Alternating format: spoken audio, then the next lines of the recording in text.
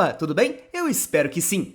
Antes de começar esse vídeo, onde falaremos sobre Happy Sugar Life, eu gostaria de deixar avisado que essa obra trata de assuntos extremamente pesados e que podem servir como gatilho para pessoas sensíveis.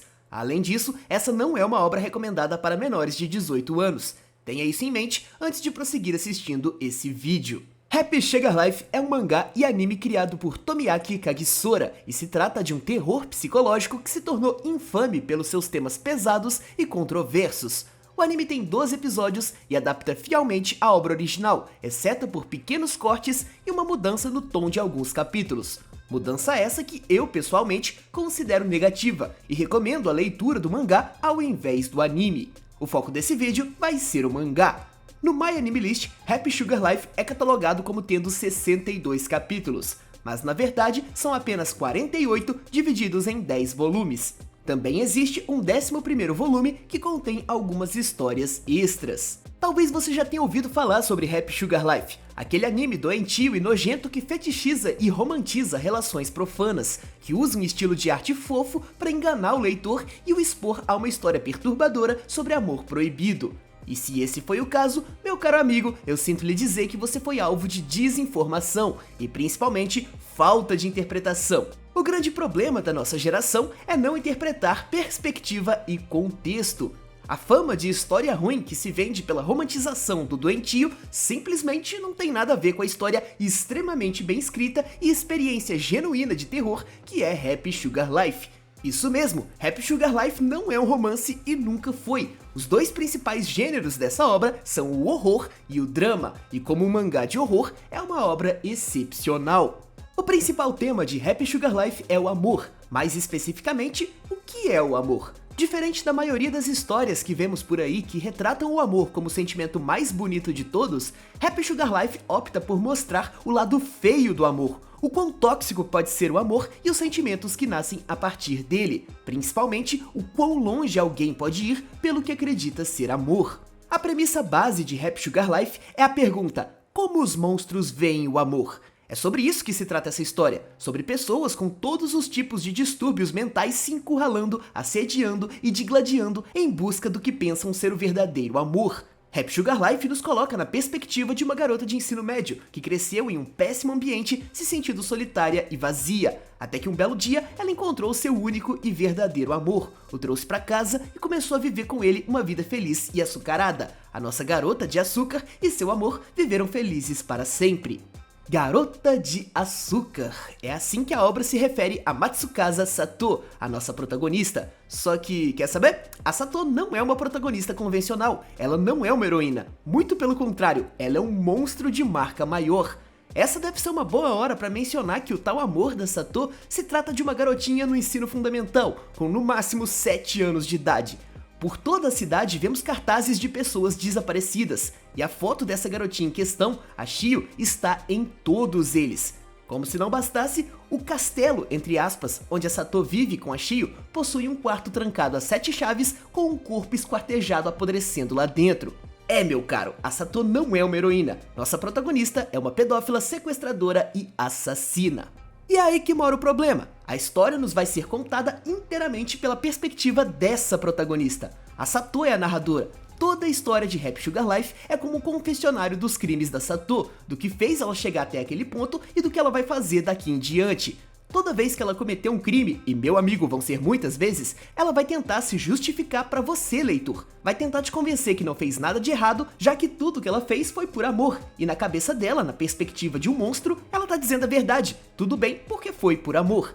É assim que o monstro chamado Matsukasa Sato ama. Essa é a experiência estupidamente assustadora de Happy Sugar Life. É você contra Sato, é o seu compasso moral, a sua definição de certo ou errado, sendo questionada a cada segundo pelas justificativas e tentativas doces da Sato de romantizar os crimes dela. É ela tendo que lidar com gente tão ruim, ou ainda pior do que ela, e na cabeça dela isso justifica assassinato, isso justifica chantagem, na cabeça desse monstro, amor justifica qualquer coisa. E essa é a principal razão dessa história ser tão mal interpretada. Muita gente bate o olho, só lê a sinopse, vê uma página do mangá ou cena do anime e acha que a obra em si está romantizando esses crimes. Quando não, quando é o completo oposto. O autor, tanto no anime, mas principalmente no mangá, sempre deixa muito claro que o que a Sato e os outros personagens estão fazendo é completamente errado. Em momento algum, o autor romantiza as ações da Sato. A Sato tenta manipular os outros personagens e o leitor a acreditarem nela, justificando que vale tudo por amor. Mas esse é o argumento da personagem, da vilã e protagonista Matsukasa Sato, não é a mensagem da história ou do autor. Na real, o autor está constantemente brigando contra esse monstro, tentando deixar o mais óbvio possível que tudo isso é muito errado.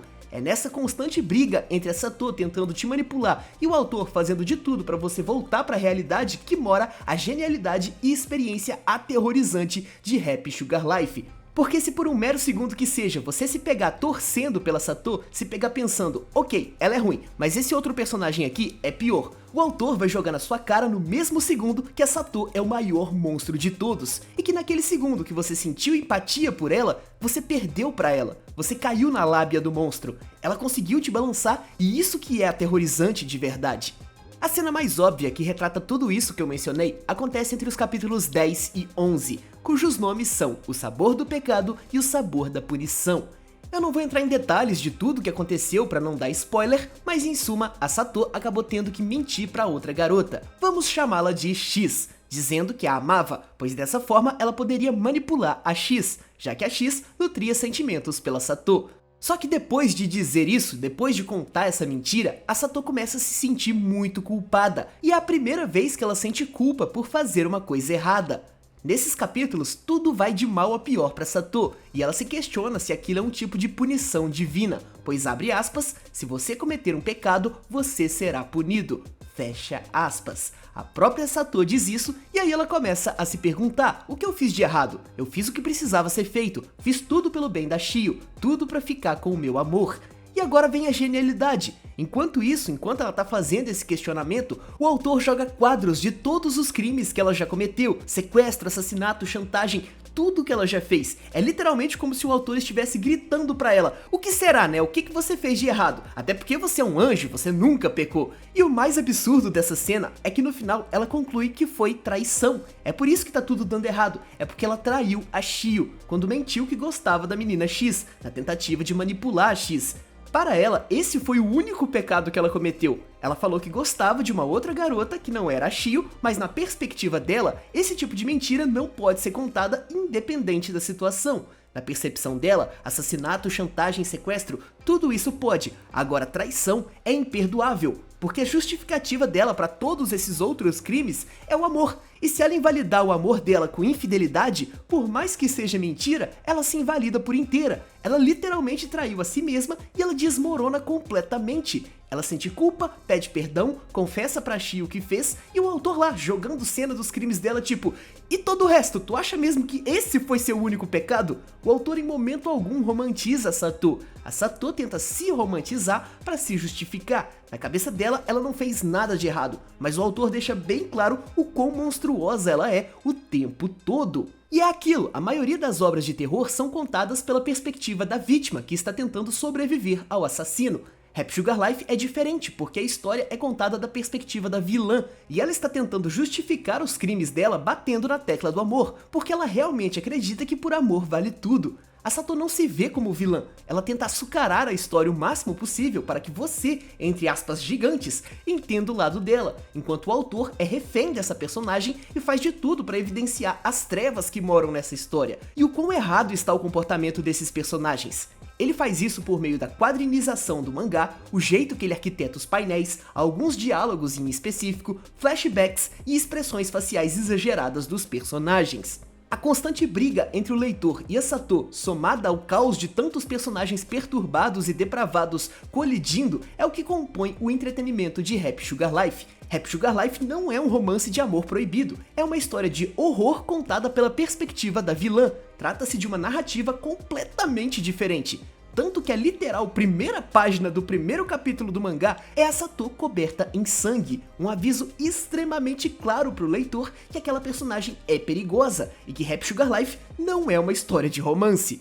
Falando em entretenimento, uma das coisas que faz da Sato uma personagem muito mais interessante do que a yandere convencional é o fato de que a insanidade dela é racional, por assim dizer, e isso faz dela uma personagem muito mais assustadora e interessante de se ler.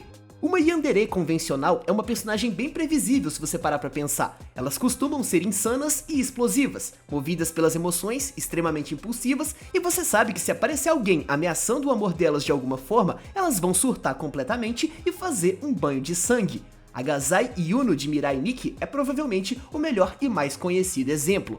A Sato não, ela tem o impulso, mas ela o mantém sob controle. Se você entrar no caminho da relação dela com a Shio, ela não vai começar um banho de sangue. Ela vai lidar contigo da forma mais inteligente e menos problemática possível. Isso é evidenciado pela primeira vez no comecinho da história ainda, quando ela descobre o sentimento ciúme. Ao sentir ciúmes pela primeira vez, a Sato surta. O primeiro impulso dela é o assassinato, mas ela decide simplesmente se afastar e ir respirar, tomar um pouco de ar puro. Ela diz, abre aspas, eu preciso entender o que é esse sentimento para poder controlá-lo, fecha aspas. A Sato não é impulsiva, ela é extremamente racional e metódica. São pouquíssimas as vezes que ela age por impulso e isso faz dela muito mais interessante como personagem para você ler e faz os momentos de surto dela serem muito mais impactantes, porque não é algo banal que acontece o tempo todo, é algo raro de acontecer. Para aquela personagem tão metódica perder o controle tem que ser algo muito sério, dá mais peso para essas cenas. Ainda no tópico entretenimento, outro ponto que deixa a história mais interessante é a Shio, a garotinha sequestrada. O lance da Shio é que no começo da história ela é uma personagem tão vazia que chega a incomodar. O autor usa ela como um instrumento para o roteiro funcionar, sabe? A motivação de quase todos os personagens tem a ver com a Shio, mas ela nem personalidade direito tem. Ela não tem vontade própria, não tem curiosidade, não tem nada. Parece que ela nem é um personagem de verdade, é só uma ferramenta para o roteiro. Ela é retratada como uma garotinha inocente que está sempre feliz e não questiona em momento algum por que a Sato não deixa ela sair de casa, onde foi parar a família dela e esse tipo de coisa óbvia. E por que isso é feito desse jeito? Porque é irreal, é desconcertante, faz com que as interações dela com a Sato realmente pareçam ilusões que estão te afogando enquanto você lê. Isso de criar cenas mostrando algo comum em um estado incomum causa desconforto e é uma ferramenta muito usada em histórias de terror. Daí vem outro manejo genial do autor, que mostra como essa história foi escrita de maneira muito autoconsciente. A Shio é assim porque ela teve um passado muito pesado e violento.